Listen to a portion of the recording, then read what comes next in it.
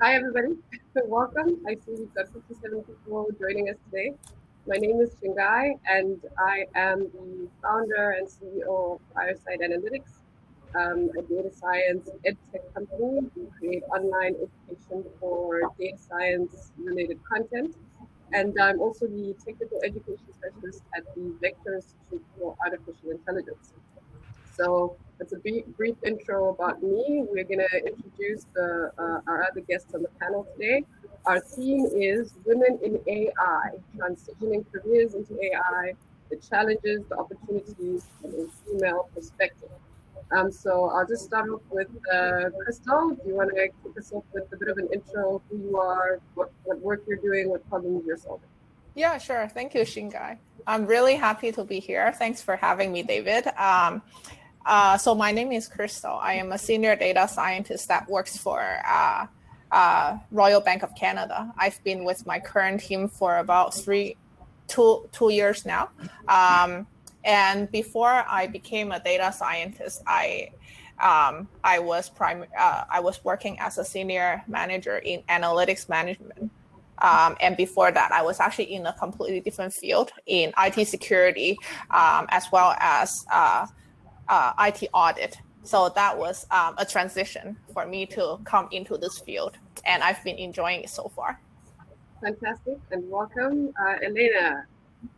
Yes, hi everyone. Thanks for having me. Really exciting to be on this panel. So my name is Elena Kell, and I work at H&M Group as a responsible AI specialist based in Sweden. And I'm also an ambassador for Women in AI Network in Sweden. I have very recently joined H&M in this role, but previously I have been working in the telecom sector mainly with innovation and driving and leading different machine learning projects. Then a couple of years ago, I have shifted more into responsible AI ethics and governance. Fantastic. Welcome, Elena. And then Dr. Salam. Hello, everyone. So glad to be in this panel. So I'm a professor in AI at EMLYON Business School. I teach AI courses to business students as well as data science courses.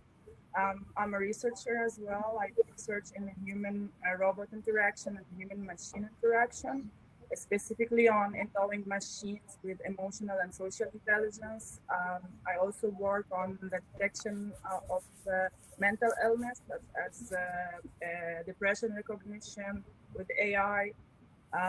And also part of my research is bias in artificial intelligence, so how to build bias-free AI systems.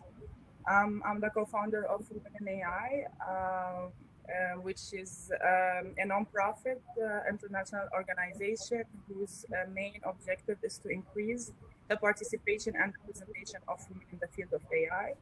We have approximately 4,000 members in more than 30 countries around the world. And we do activities around education, events, content creation, all in the same objective to increase the participation and representation of women in the field. So, yeah. Thanks, Hanan. So just from these brief introductions, we seem to be coming from different backgrounds, and I think that's relevant for an audience that's interested in careers and career transition into AI. Could we maybe just go through, what did we study? Our undergraduate, our graduate, and our academic interests that led us to these jobs in AI. And I'm happy to kick off. My undergrad was a business degree, PE, politics, philosophy, and economics for the majors. And then I did a master's in business analytics at NYU Stern. And then a series of coincidences, I was working in analytics and data science, and then now specifically at an AI institute. So that's my journey to AI. Christal, do you want to tell us how you ended up here? Of course.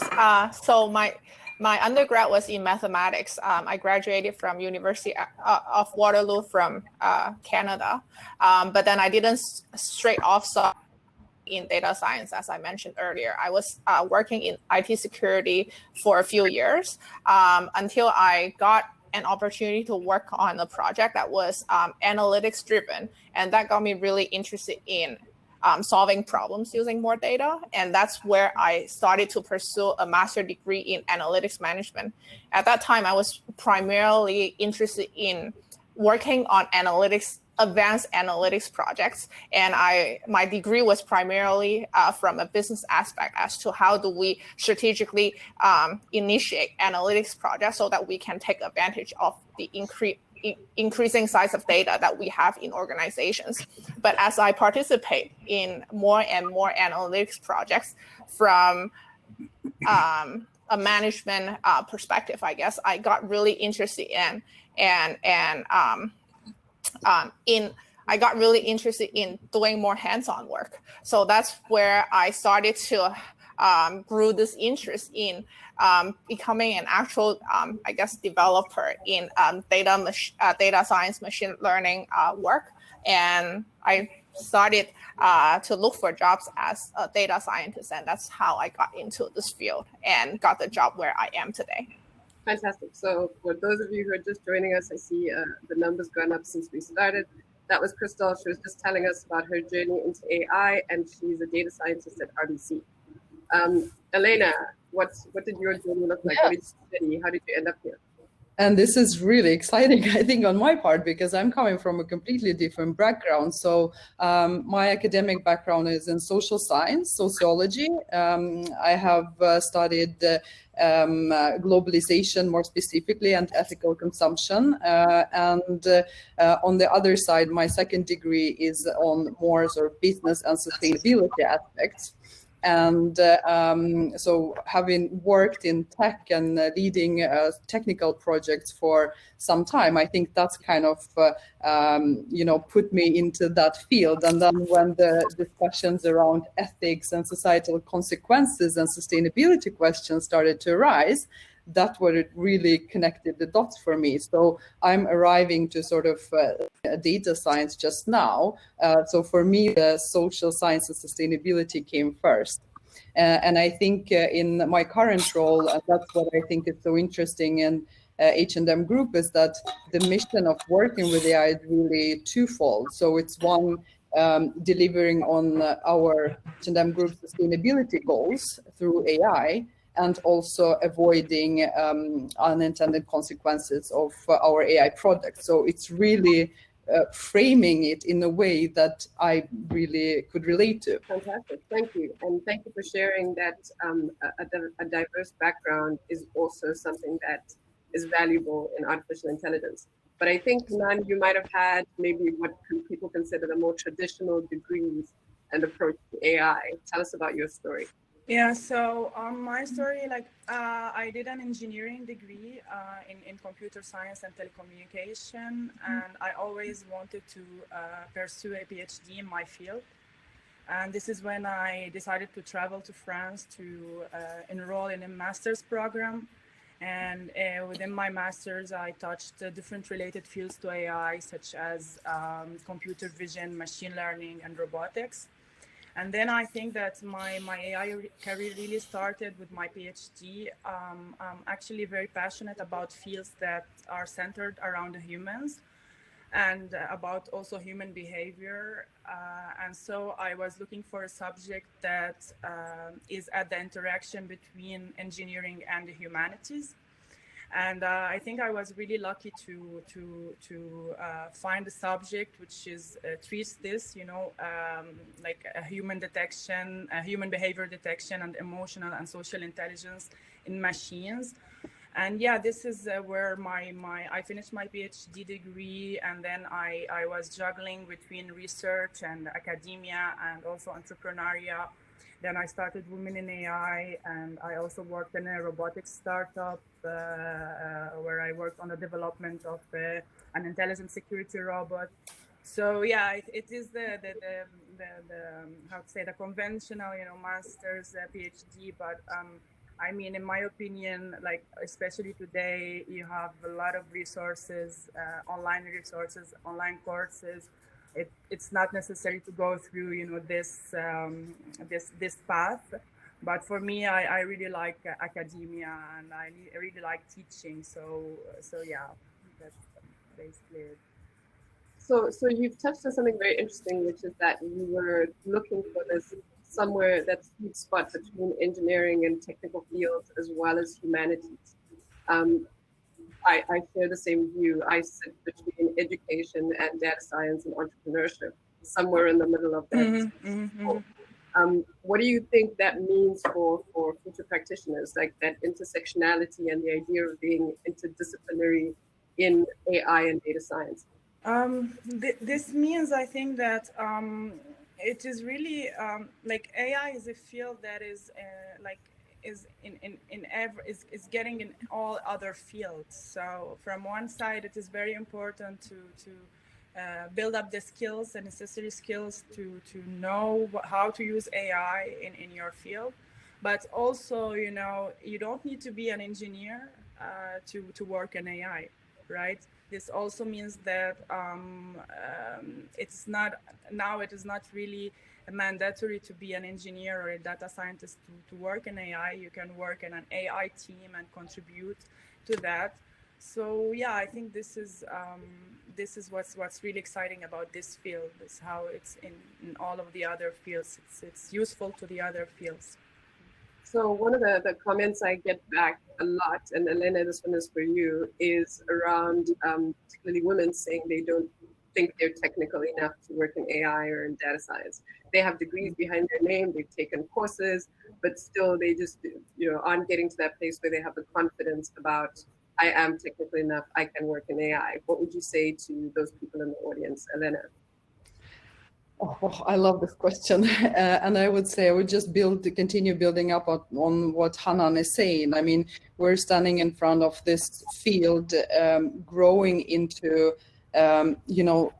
bringing the importance of having the sort of perspective from different disciplinaries. And it's so urgent. And so, for example, in the responsible AI area, I mean, we have, I work with legal and public affairs and human rights and psychology. So it's such a broad variety. And I think this is what, it comes from sort of being women in tech, people who work in the tech companies in the technical field, but not engineers. Those women, they don't feel confident enough. And I see this all the time.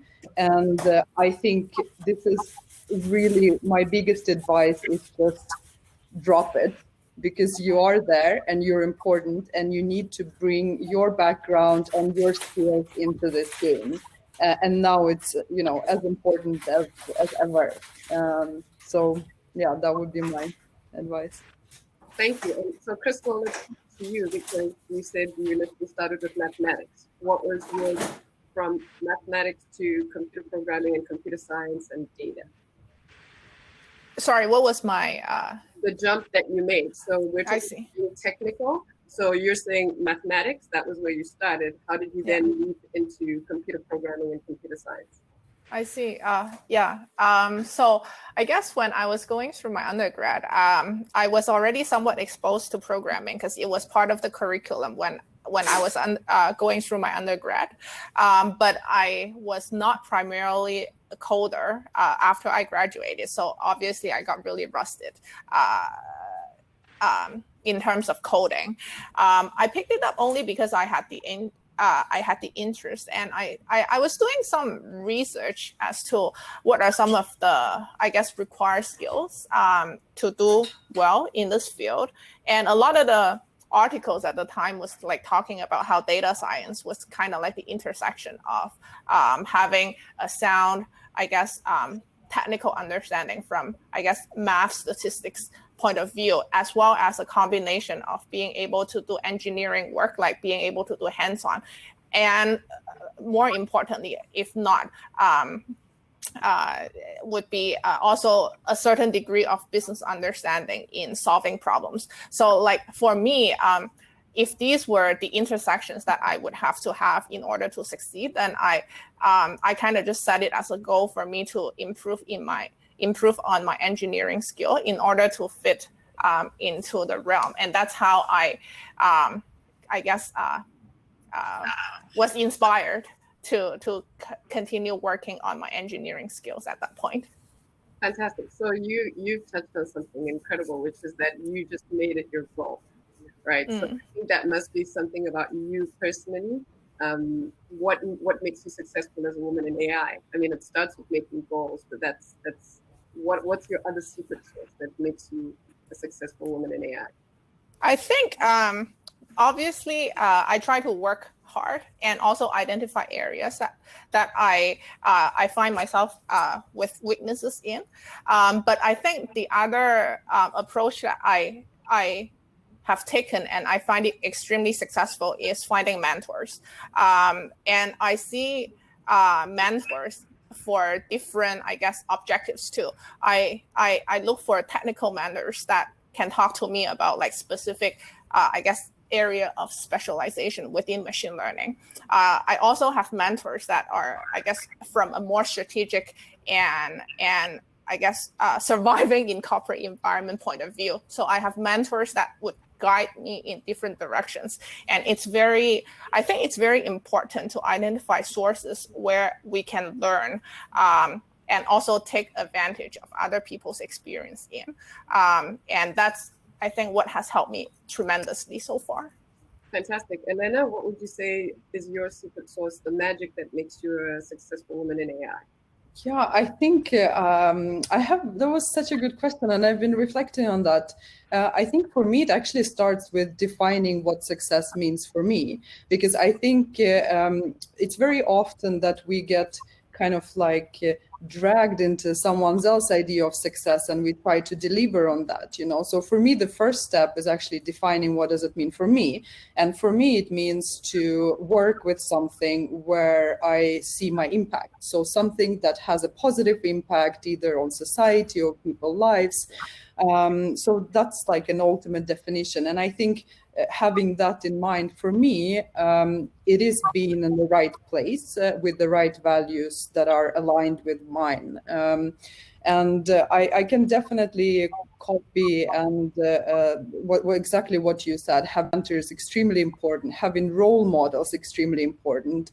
And this is why also in Women in AI we do different activities to lift up and expose, sort of give more exposure to women that others can look up to.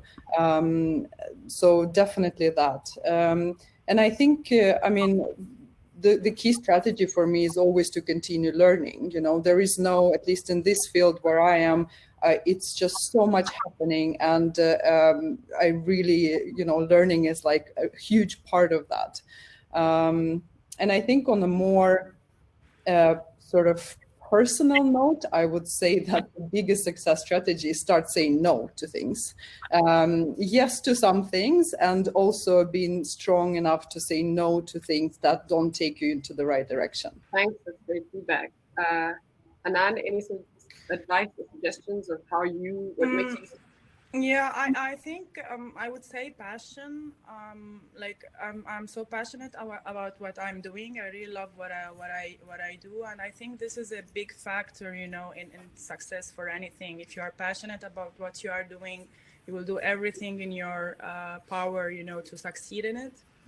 Elena said like learning. I'm also like engaged in active learning and long life learning, you know, not just on the technical level, but also learning from the people I work with or I meet, you know. For any position that you are in, there are specific skills that you need to master. And if you don't master at the beginning, it's okay. You just have to find the right resources to learn them. And like also accepting like criticism and feedback and taking that in a positive manner to work on yourself and become a better version of yourself. I'm also like one thing I think that like helped me a lot is that I'm not afraid at all. You know, a lot of us sometimes don't do something because they think they are not good enough in it. They fear, you know, others' point of view. There's some sort of fear in their approach. So like daring to do what you want and jumping, even if you are not the best person in it, is very, very important for success, whether in AI or in life in general. So I always look at it as, what advice would I give my younger self, right? And I like what you said about fearlessness. And I'd add to that and say it's about not letting fear of something stop me from pursuing it. Because we all experience fear and insecurity, anxiety, whatever. But that can't be a barrier to pursuing goals, and sometimes they're quite big and audacious goals. Um, what advice would you give your younger self, Christal? I think I would actually tell my younger self that there is no black and white in how people see things. Even if we're talking about women in AI or just gender equality in general, there are so many views and different perspectives when people are talking about the subjects. It's very important to, I guess, go with your heart and believe in yourself rather than being influenced by how people see you and how you think you are going to be discussed by other people. And I think that's very important in preserving your confidence in the field. But it's pretty hard to do it. Like it will be easy for me to tell my younger self, but I could imagine like when I'm going through the phase of being uncertain, it will be quite hard. It's easier said than done. So.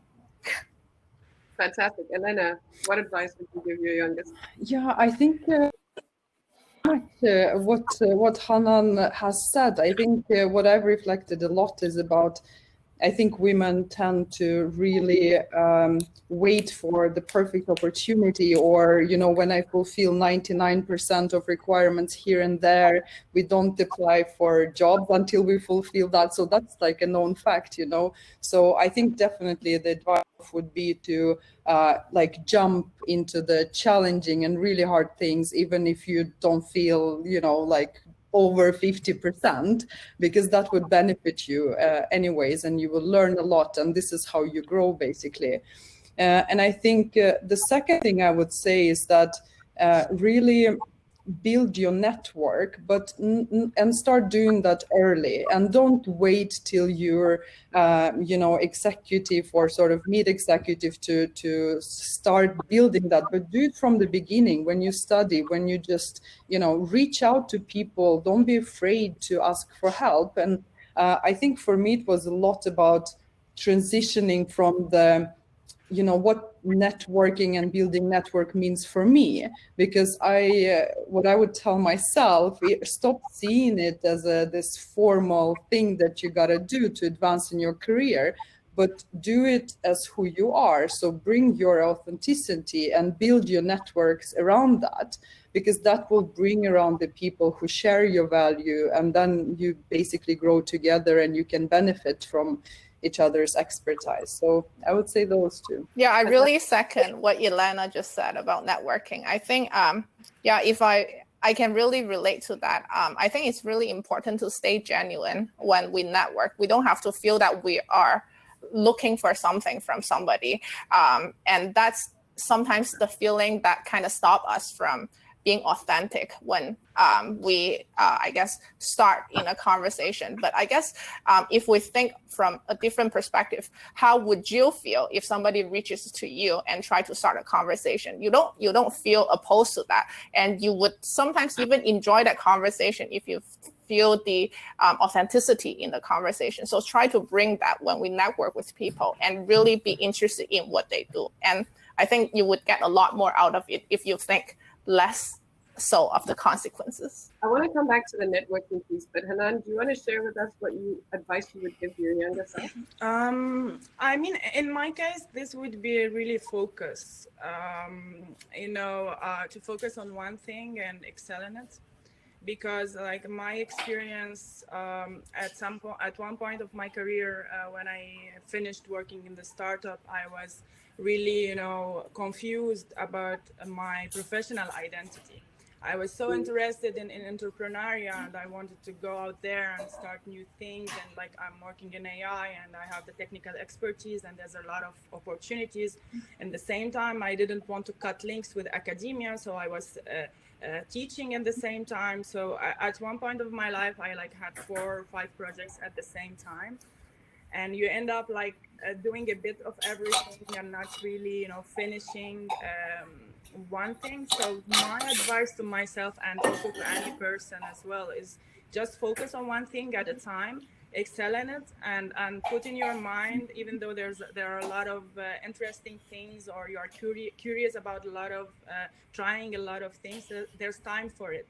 But timing is very important. When do you do it, and why do you do it? Put that in your mind before just like jumping into new thing that would just add more stress to yourself than any other thing.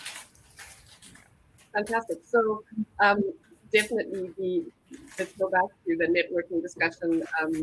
The online courses that I've created have over 420,000 people that have taken the courses, which is a fantastic number. However, when all 420,000 want to reach out in LinkedIn and are asking for advice and mentorship, that becomes very difficult for me to respond to. I do find what's helpful is on LinkedIn when people say, "Hi, Shingai, I met you at the Toronto Machine Learning Ops conference. Can we connect?" Because then I know where I met this person from. And then getting very specific about the ask. What exactly do you want from me? What do you want me to do for you? What specific questions do you want to ask me? As opposed to if 420,000 people all want a coffee chat about, I'm not sure exactly what you want to talk about. So being very specific about the ask is something that I find helpful in networking. Any other general topics, and feel free to just jump in terms of networking. What makes it easier for someone to get your time and attention if they're looking for advice on something? I think I could maybe add to that, because I totally agree with what you said. And I think, again, it's for me somehow, you know, it was always quite intimidating to reach out and ask for mentorship. Like, I think that's why I said don't wait up, because I waited quite long in a way, you know, because I felt like I had to be better. I have to be, you know, more kind of advanced in where I am. And I think this is what's really great with mentorship, you know, creating this relationship. So I would definitely like network through that, because it gives you access to multiple networks, right? And again, I think, I mean, maybe Hanan already mentioned, but that's what in our Women in AI community, you know, networking taken is a completely different shape. I mean, it's super open, it's very supportive environment. And I think that's, for me, it's so comfortable to be in, and I see our members appreciating that. So, you know, both find different ways, but also find communities that best kind of support who you are and how you like to engage with people. I just want to add one thing about mentoring. I think it is very important that mentoring starts, you know, from a young age as well. Whether by organizing, you know, mentoring programs or workshops with women leaders, women in AI leaders, for example, that would speak of their experience to the youngest, it might have a big effect. Because sometimes when we are young, it's our weak point is that we don't know, and if someone didn't tell us something, then it's hard maybe for us to go and look for it. So mentoring from a young age is very important, and in Women in AI as well, like we organize some workshops to increase the interest of girls in the field of STEM. And during these workshops, we invite women. We had also a mentoring program at some point to accompany young girls who want to pursue career in AI or STEM, and to feel free to ask questions to the women who have already done that. So yeah, this is just what I wanted to add about this.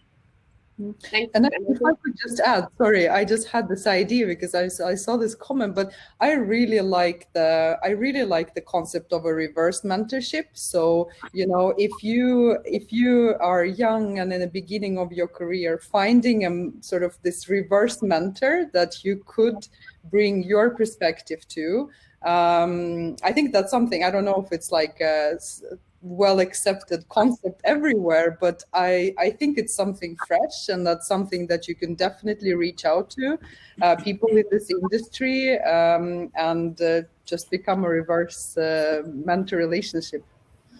Yeah, but one other thing I would like to add, that also like mentoring doesn't really have to be, you know, someone that is senior and someone that is junior.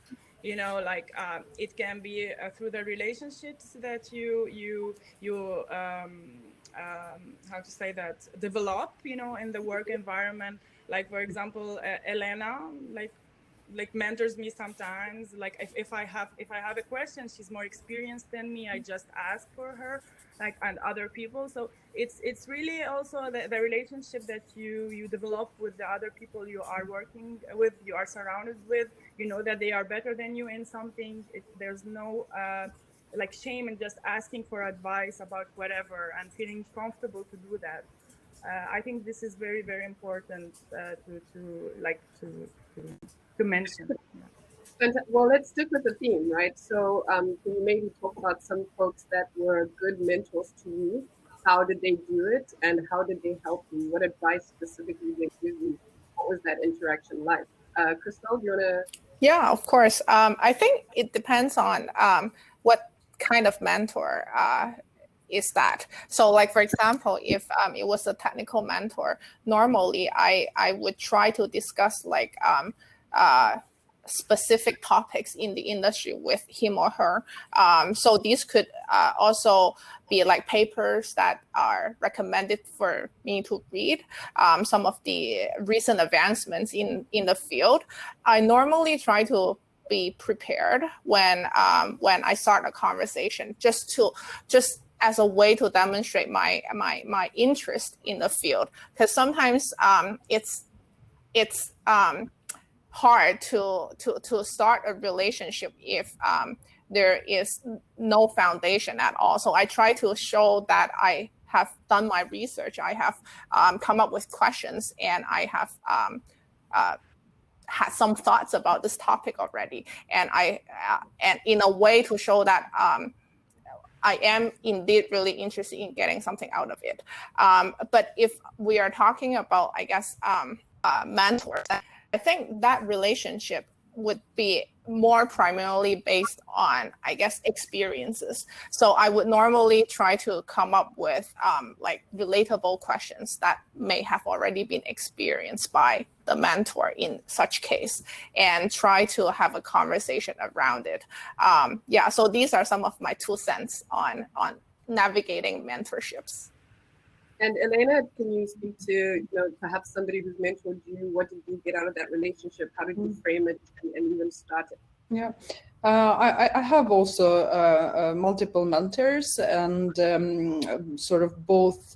And I think it's like you say, Christal, that it kind of divides in where I need to improve. So right, I know my weaknesses, I know where I need to develop, and mainly that's where I find them. So I have one for, like, really, when you need like someone just to push you, like when you doubt yourself. So someone for like really personal growth in a way. I have one mentor. I do have one more technical mentor, and I have mentor more like on a leadership perspective, like how to lead as an empathetic leader and engage people. So it's really so many that, and now, from joining Women in AI, as Hanan saying, I mean, there are like even more. So we do mentor each other and I think it became much less intimidating to find mentors, because I believe I will have to have one until the rest of my life. It's always,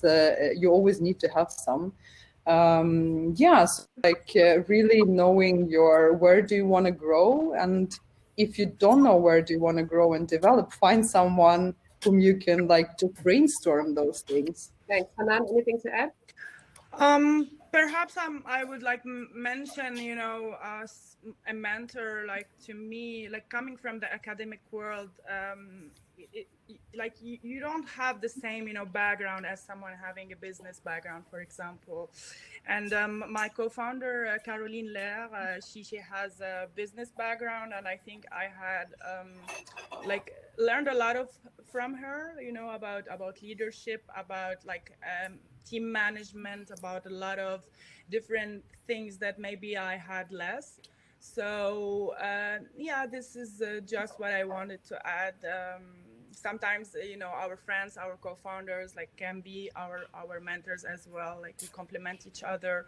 So it is very important to surround yourself with people that really complement you in the project that you are in. And maybe just to add, like someone who can really challenge you, and Exactly. even to extent that you feel, oh my God, why did I get myself into this relationship with this mentor? Because maybe it's not, you know, what you expect. But this is really important, that someone can challenge you and push you. I would. And if I, oh, sorry. No, absolutely. If I could add something, sometimes it's quite hard for you, I guess, as a person looking for a mentor to even initiate the notion of, can you be my mentor? But sometimes the mentorship doesn't really stop at within the boundary of having defined a mentorship relationship. Like sometimes just having a casual conversation, exploring a certain topic could still be considered as a mentorship relationship.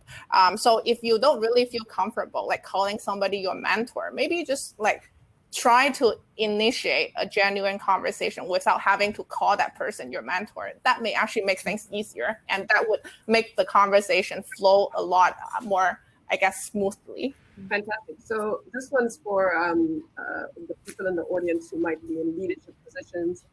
This is a Women in AI talk, but we know that there are men in the group as well. And I'd say look for genius around you. And if you've got somebody who has talent, then, you know, just approach them and say, hi, I think you've got a future in this industry.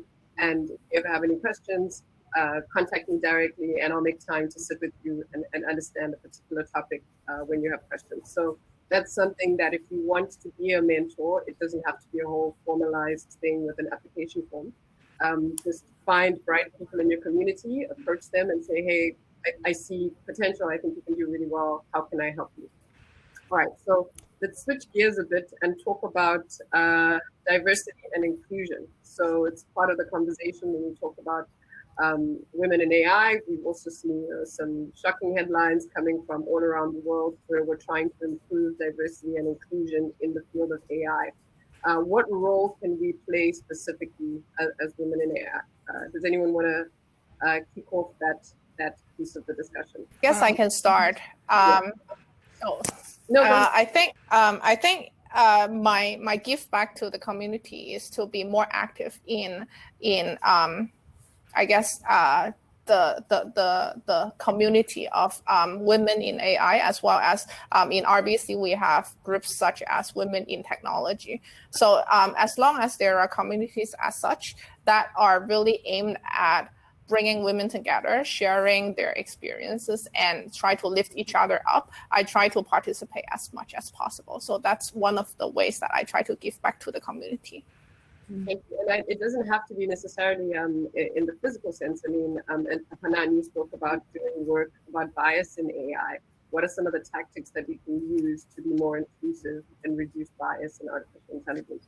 I think there are several axes like that we can work on to improve diversity in the field. And I think they all revolve around increasing the participation and the representation of minorities in AI, such as women, for example. And I think that education can play a major role in this.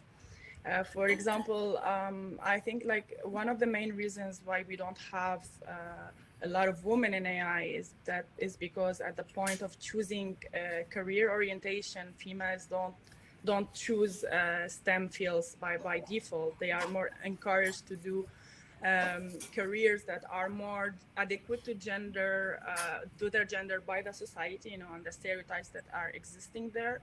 So I think that education, this is where education can play a role, first of all, in raising awareness, the awareness of the society, as well as the awareness of the young girls and women about what are their true career possibilities and what are their true capacities.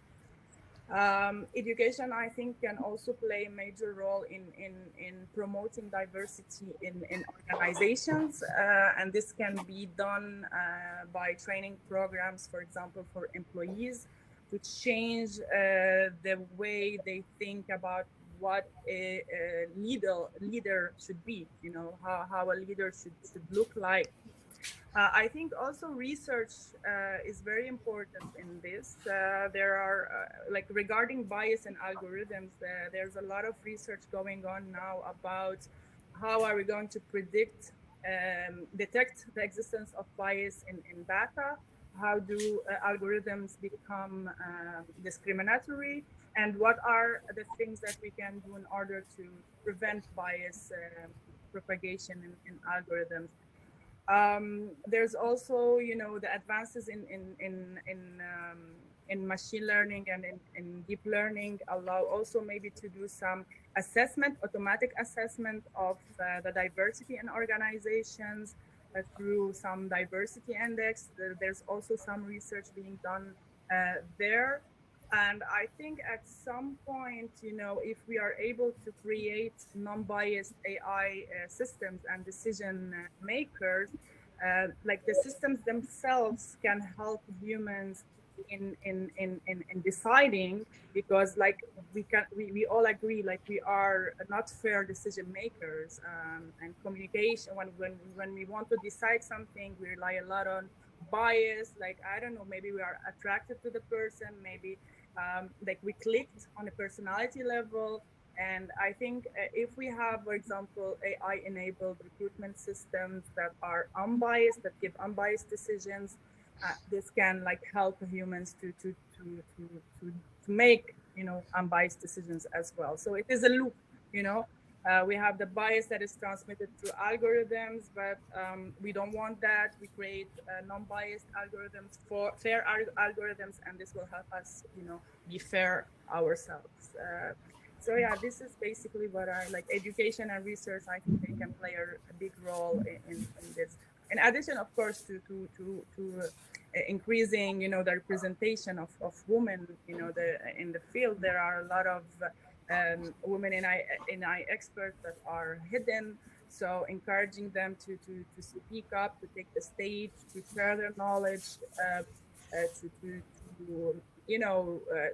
to be confident about themselves, about what they know, and to share that with others. Mentors, we spoke a lot about mentors, like gathering all of these role models or experts, and making them or like helping them to be also the mentors of the next generation, to nurture and raise the next generation of females. Yeah, that would be also a solution, I think, in my opinion. Fantastic. Elena, do you want to add anything to?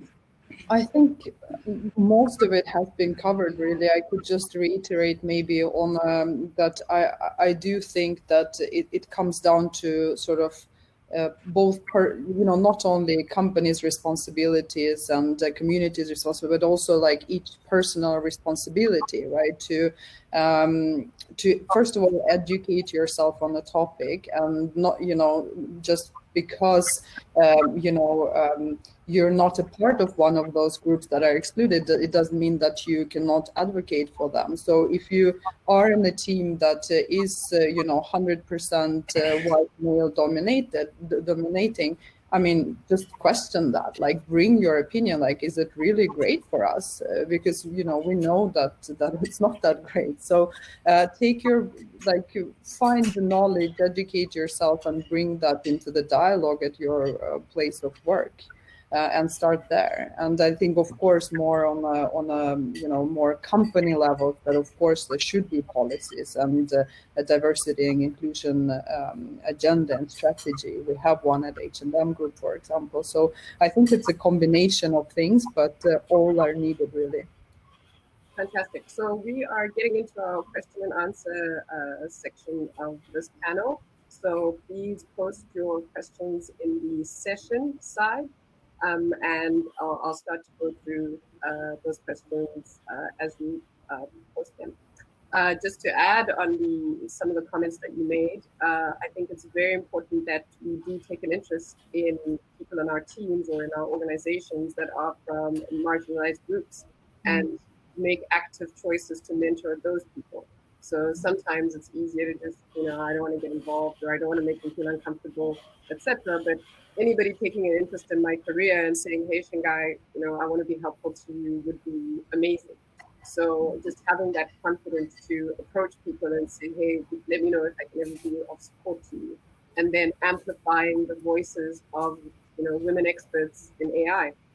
So they're there. Sometimes they're quiet. Sometimes they won't put up their hand to speak at a conference. But if you know that someone is particularly skilled or talented in an area, for our broader audience, amplify those voices. All right, so I'm just waiting for some questions to pop up in the Q&A window. And while we're waiting, I just wanted to ask our panelists, are there any books that you would recommend, books or resources or papers that you've come across recently that are relevant to our topic in our area that you might be interested in sharing? I can start. I think I saw this question somewhere in the Q&A here about leadership, and that's actually the book that I'm currently reading, The Algorithmic Leader. I think that's a really, I'm just in a sort of started recently, but I think this is really an important topic to address as well, leadership, and how do we lead in this time. So yeah, that one I really like it so far.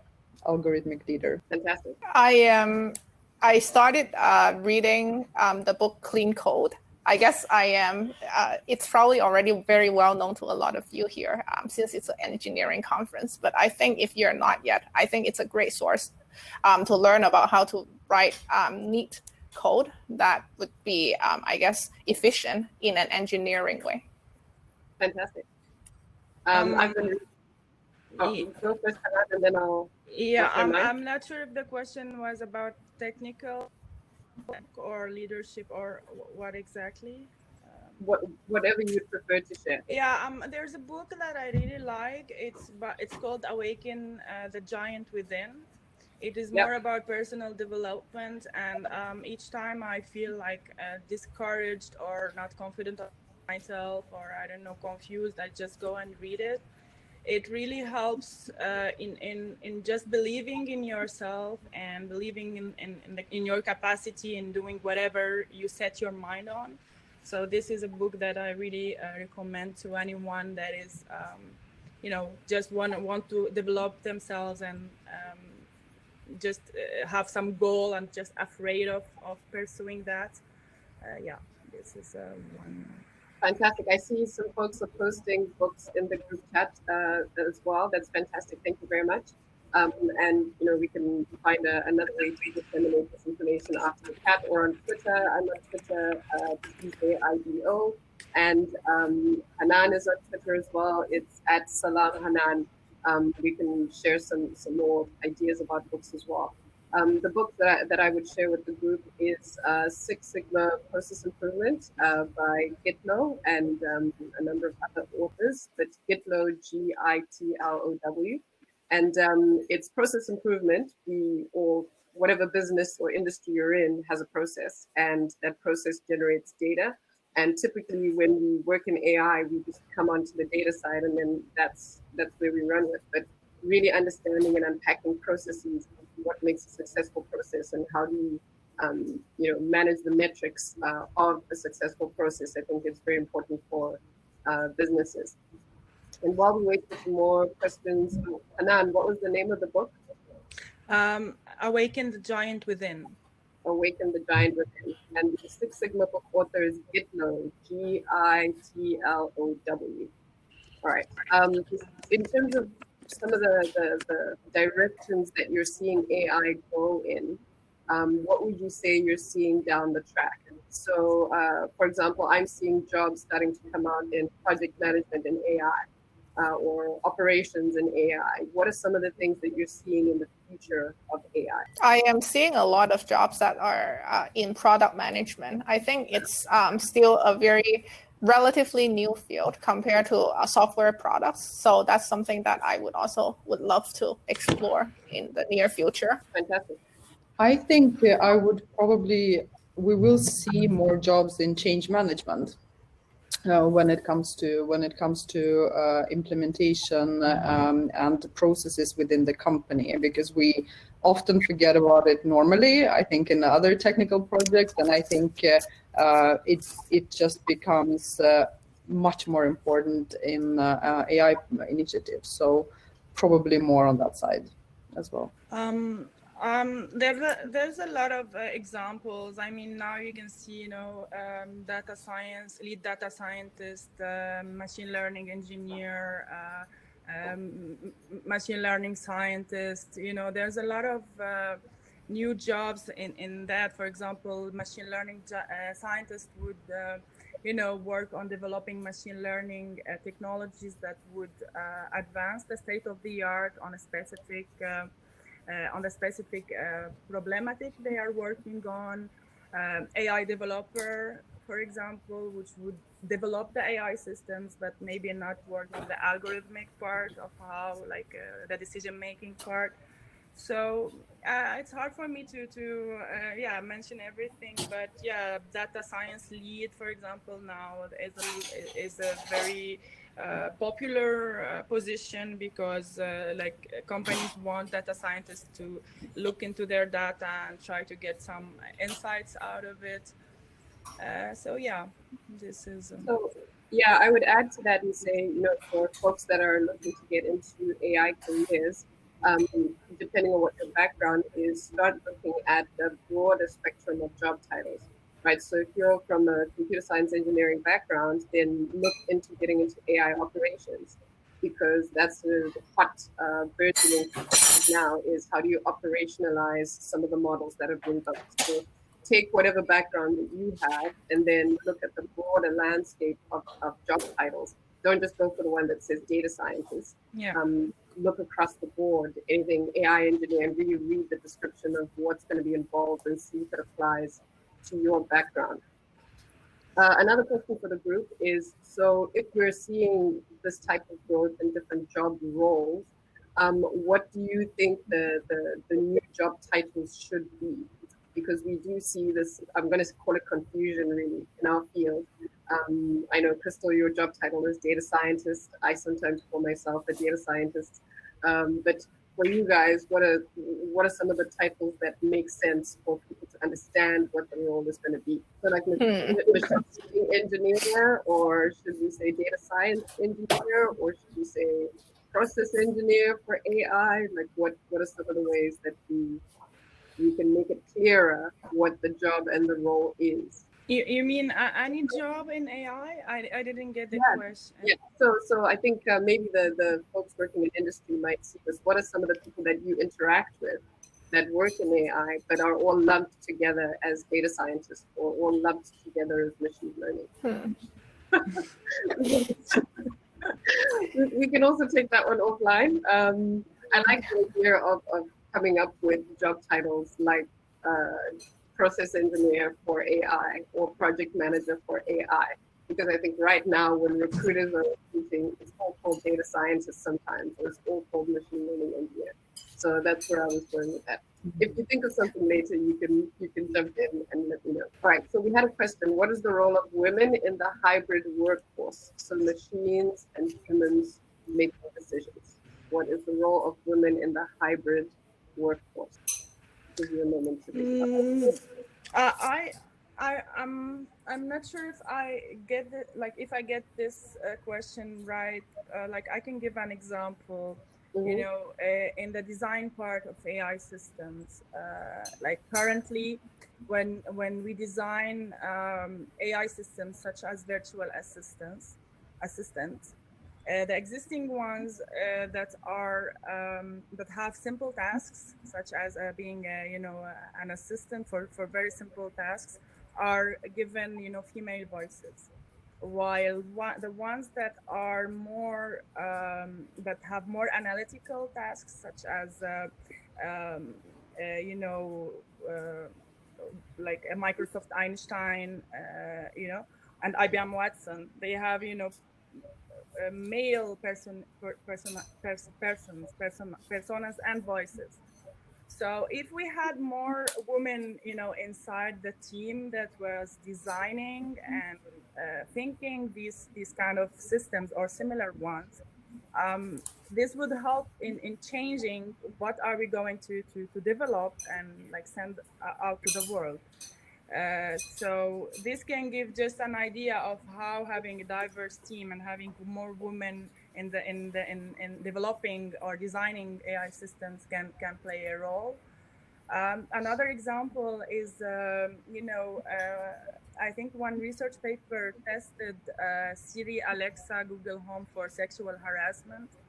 And the result was like some of them replied in a very flirtatious manner to sexual harassment versus like just throwing jokes.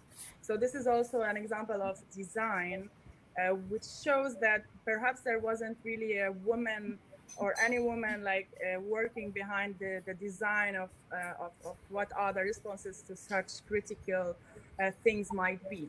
So having more women in this ecosystem would help in taking into account the opinion and the vision of all of the society. That's a great example. I actually hadn't thought of that. Now that you mentioned it, it's apparent that that's the case. There's another question, which is what are some of the hints that an organization is not a great inclusive place for women? Like what are some of the telltale signs? And so if there's a business owner or business leader who's listening to this now, for us as women, that's something that we can share. What have we seen in organizations where you can say, maybe the space is not fully inclusive of women?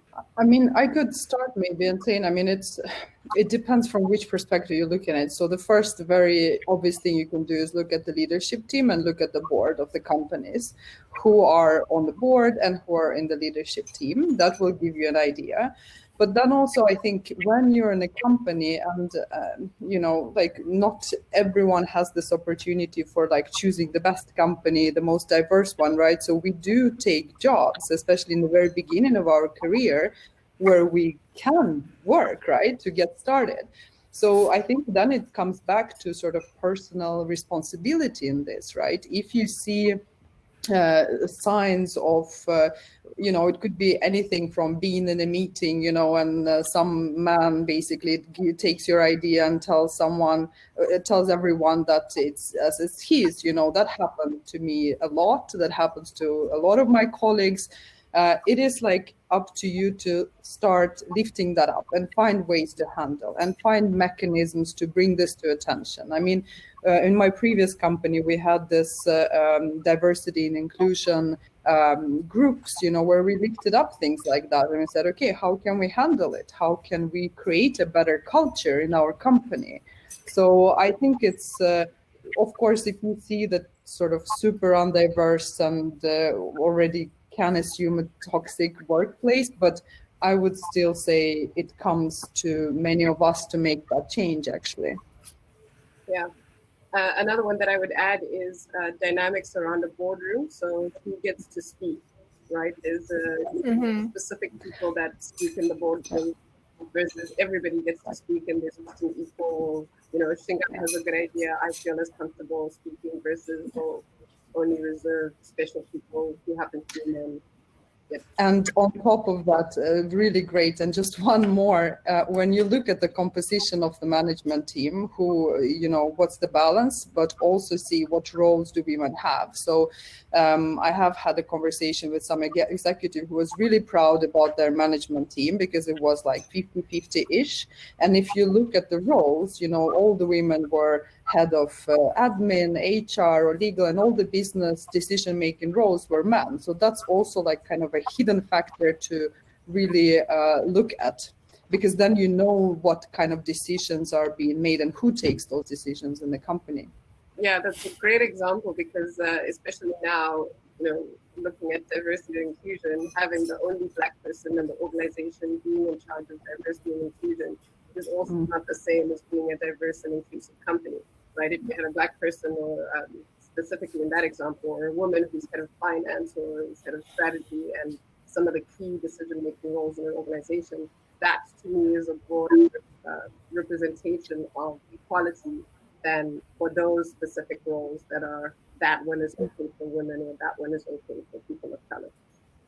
That's a good one. Lana had a question about management and leadership styles. So, if you're too confident and too bold, you're perceived as harsh, as women. Or if you're quiet and that's just your nature, oh, you're not assertive enough. So what are some of your thoughts and strategies around leadership and leadership styles for women in AI? I think I'll take this one because I just recently had a conversation about the very same topic with one of my, senior person that I look up to in the organization. And one thing that she said is that there is so many unconscious bias out there for women. And people would tell you don't have to change yourself for who you are. But that's not always necessarily true. Sometimes it may actually work better if you change yourself a little bit, like change your behavior just to adjust to the various situation that you're presented with. And the same can be said for leadership. I don't think there is one unique answer that one answer that fits all. Like sometimes you would just have to adjust your leadership style depending on the person that you are trying to lead or the person that you are trying to coach. And it really comes down to finding the balance as to achieving your goal, but also taking care of the dynamics in the relationship between the two of you, and finding, if you are able to find that fine balance, then I think it's going to help you tremendously in achieving your goal. So there's no one set answer. Yeah, thank you. I think there's like a comparison I like to make is like a boss versus a leader. So if you compare these two styles, like there's a lot of people in leadership position that act as bosses, and basically people who work with them just feel negative emotions because of this work, because the boss basically like make you work and takes your work, takes credit for what you do, while a leader basically should empower the people that he or she works with, and push them to become a better version of themselves, to own the thing that they are doing, and to push them to like not to take credit out of someone's work, but basically let the person, empower the person, and help the person to show what they are doing, or to become better in what they are doing. So yeah, this is just a small comparison that just came to my mind about this question. Fantastic. Elena, I think you get the last word on leadership. Any just general thoughts or advice for women leaders in AI? Yeah, I would say never compromise your values. I agree with Christal when you say that, sometimes you have to adapt, but never, if something doesn't feel right when you're about to say or make some decision, then it's not right. Listen to yourself and never compromise your values, I think. And I really rely on sort of knowing myself. So for me, self like a pre-step to, become a better leader. So I would encourage everyone to, listen in on some of the resources about self-leadership as well. It's an important part of it. Fantastic. I think that's a brilliant note to close off the session on. Thank you so much to Dave and the incredible team at Toronto Machine Learning Ops, or Machine Learning Ops more broadly. Thank you to everybody who joined the session. Thank you for your great questions. The conversation continues. It doesn't end here. And I think leaving us on that great idea of self-leadership and leading our teams is a good place for us to end the conversation. Thank you to our fantastic panelists, Christal, Elena, and Hanan. You guys have been brilliant. Thank you. Thank you, Shingai. Thank you very much. Thanks, everybody. Let's call that a day. Thank you. Thank you. Bye-bye. Bye.